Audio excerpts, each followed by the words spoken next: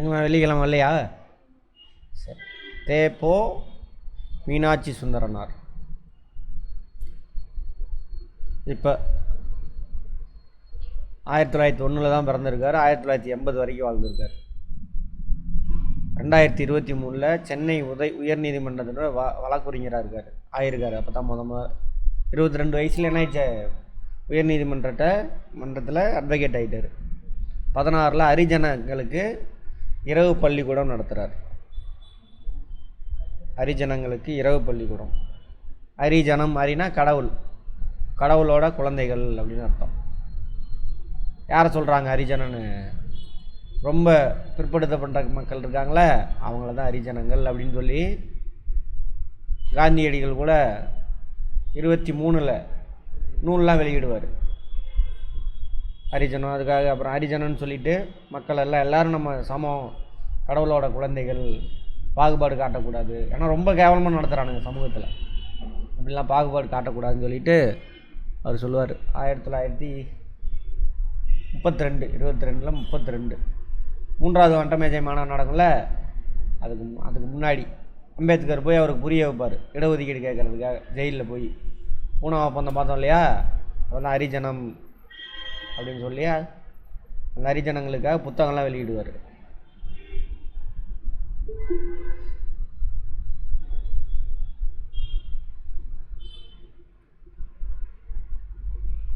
அது மாதிரி அவங்களுக்காக இரவு பள்ளிக்கூடம் நடத்துகிறார்.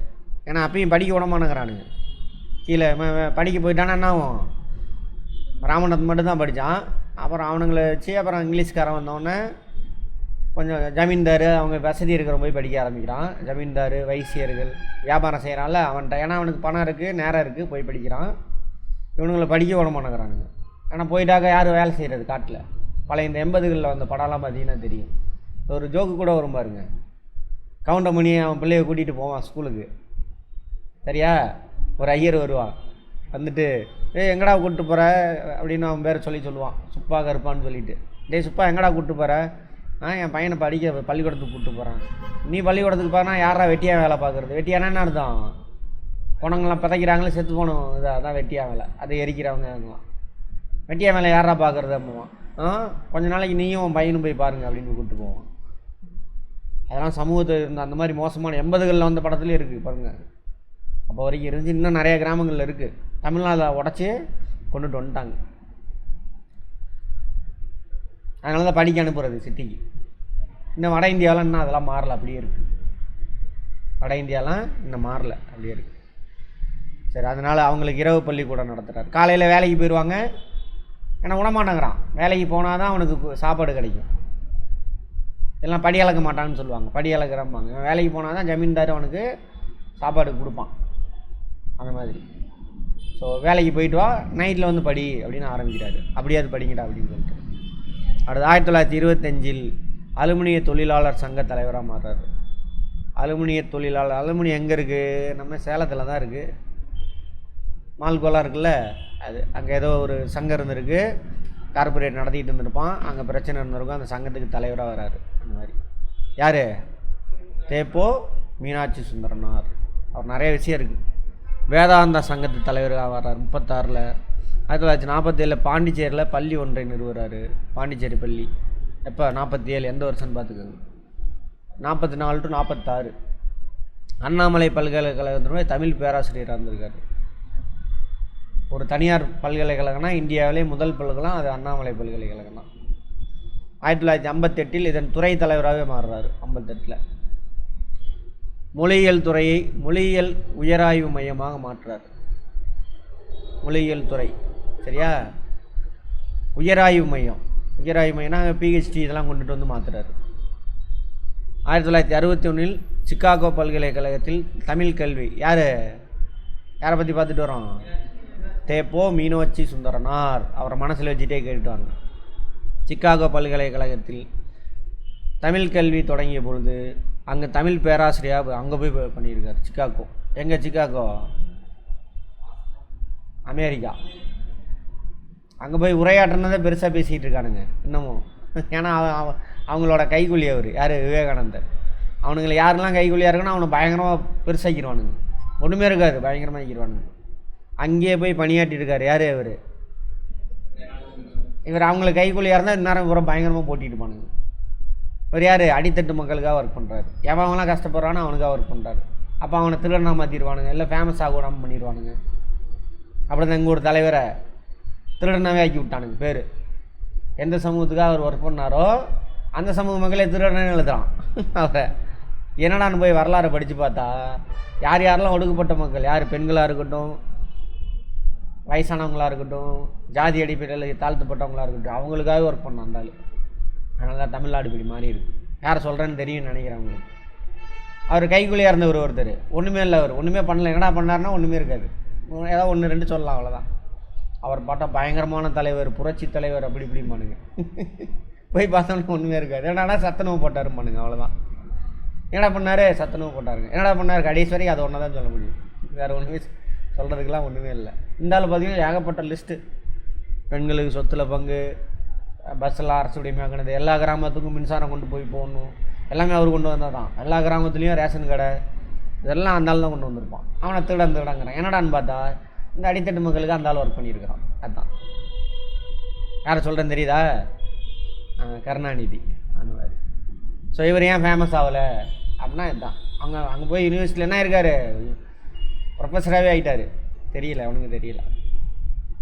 1973-74 திருவேங்கடவன் பல்கலைக்கழகத்தில் திராவிட மொழியின் சிறப்பாய்வாளராக பணியாற்றினார். திருவேங்கடவன் பல்கலை எங்கே இருக்குன்னு தெரில, இலங்கையாக இருக்குமோன்னு என்னவோ தெரில. அடுத்தது 1978 கலைமாமணி விருது கொடுத்துருக்காங்க. கலைமாமணி தமிழக அரசு வழங்கக்கூடிய விருது. அனைத்து இந்திய பல்கலைக்கழகத்தில் தமிழாசிரியர் மன்றத்தை தொடங்கினார். தமிழாசிரியர் மன்றம் எங்கே? அனைத்து இந்திய பல்கலைக்கழகமா? சரி. தமிழ் மொழியில் கழகத்தின் முதல் தலைவர். தமிழ் மொழியியல் கழகம். தமிழ் மொழியியல் கழகம் அது ஒரு அமைப்பு, அதுக்கு முதல் தலைவர். தன் இறுதி காலம் வரை அதன் தலைவராக இருந்தார். எதுக்கு? யாரை பற்றி பேசுகிறோம்? தா போ மீனாட்சி சுந்தரனார். அவருக்கு பெற்ற பட்டங்கள்: பல்கலை செல்வர், திருவாவடுதுறை ஆதீனம். ஆதீனம்னு சொல்கிறாங்கள, ஒரு சில நிலத்தெல்லாம் பிடிங்கி வச்சுக்கிட்டு கோயிலை ஒன்று கட்டிக்கிட்டு அந்த கோயிலுக்கு சொந்தமான லேண்டு இதெல்லாம், அதுக்கு நான் மடாதிபதி, ஆதீனம்னு சொல்லுவாங்க. அப்படி ஒரு ஆதீனம் திருவாவடுதுறை ஆதீனம். பன்மொழி புலவர், நிறைய லாங்குவேஜ் பேசுகிறார். குன்றக்குடி திருவண்ணாமலை ஆதீனம் அவர் வச்சிருக்கார் இந்த பட்டம். பெருந்தமிழ் மணி அப்படின்னு பட்டம் கொடுத்துருக்காங்க. யாருக்கு? மீனாட்சி சுந்தரனாருக்கு. ஆமாம். சிவபுரி சன்மார்க்க சபை அவங்க கொடுத்துருக்காங்க. நடமாடும் பல்கலைக்கழகம் என்று திருவிக்காவால் புகழப்பட்டார். அந்தளவுக்கு நாலேஜ் அவருக்கு. நடமாடும் பல்கலைக்கழகம். ஒரு தெரிஞ்ச மொழி பாருங்கள், இத்தனை மொழி தெரியுமாம்மா. தமிழ், ஆங்கிலம், தெலுங்கு, மலையாளம், கன்னடம், சமஸ்கிருதம், ஹிந்தி, ஃப்ரெஞ்சு, ஜெர்மன், இத்தனை மொழி தெரிஞ்சிருக்கு அவருக்கு. ஓகேவா? அவர் எழுதிய நூல்கள் யாரை பற்றி பார்த்துட்டு வரோம்? தாப்போவா, தேப்போ, மீனாட்சி சுந்தரனார் பற்றி.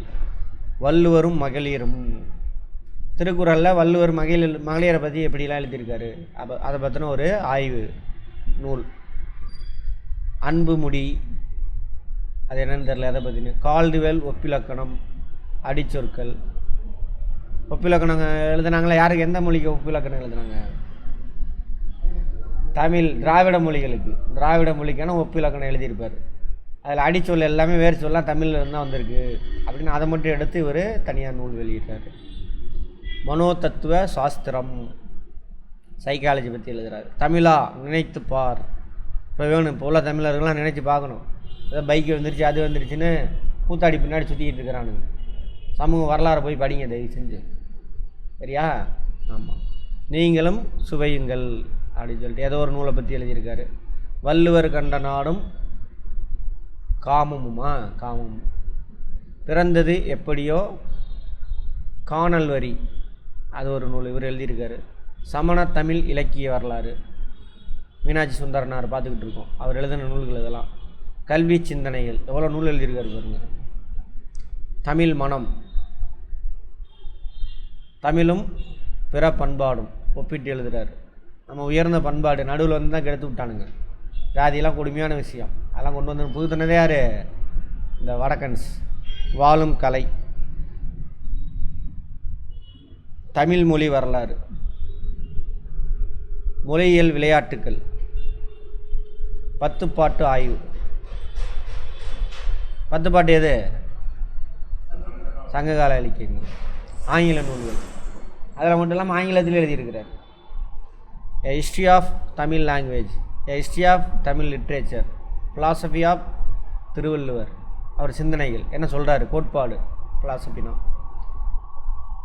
அத்வைதா இன் Tamil, Tamil a bird's eye view, Tamil a bird's eye. தமிழை பற்றி, அதாவது பறவை பருந்து பார்வைம்பாங்க.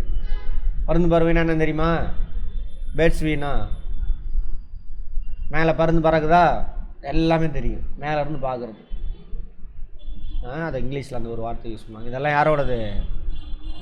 தேப்போ மீனாட்சி சுந்தரனோட சிறப்பு. சரியா? நேரம் ஒரு பிராமணராக இருந்தாக்கா அவ்வளோதான், ஆக ஓகன்றுவாங்க. பாரதியார் இருக்கார்ல, லைட்டாக தான் பண்ணியிருப்பார், அவங்க தப்பிச்சு ஓடி போயிடுவார். சுதந்திர போராட்டத்துக்கு பிடிக்க வரானவனே எங்கே ஓடிடுவார்? பாண்டிச்சேரிக்கு ஓடிடுவார். அவரை பற்றி புகழாமையும் இருக்கு, ஏன்னா அவர் பிராமணர். ஆனால் அவர் வாழும்பொழுது அவனுங்களை கண்டுக்கவே இல்லை. அவனுங்க யாரை? பாரதியாரை. அவர் தூக்கிட்டு போய் போட்டது பிராமணன் அல்லாதவன் தான். ஏண்டானாக்க இவர் யாருக்கு சப்போர்ட் பண்ணுறாரு? பெண்கள் அந்த சனாதனத்துக்கு எதிராக பேசுகிறாரு. அதனால் எவனும் போகலை, சொந்தக்கார எவனும் இப்போ தூக்கி போடல. அதே மாதிரி ஈரோட்டில் ஒரு அந்த இவர் இருப்பார், கணித மேதை சீனிவாச ராமானுஜம். அவர் அதே மாதிரி தான் கடல் கலந்து போயிட்டாருன்னு சொல்லிட்டு அவர் சேர்த்தவே இல்லை கடைசி வரைக்கும். அவரும் பிராமணன் இல்லாதவன் தான் அவரை கடைசியில் பார்த்துக்கிட்டானுங்க. நிமோனியா காய்ச்சல் வந்து இறந்து போயிடுவார்.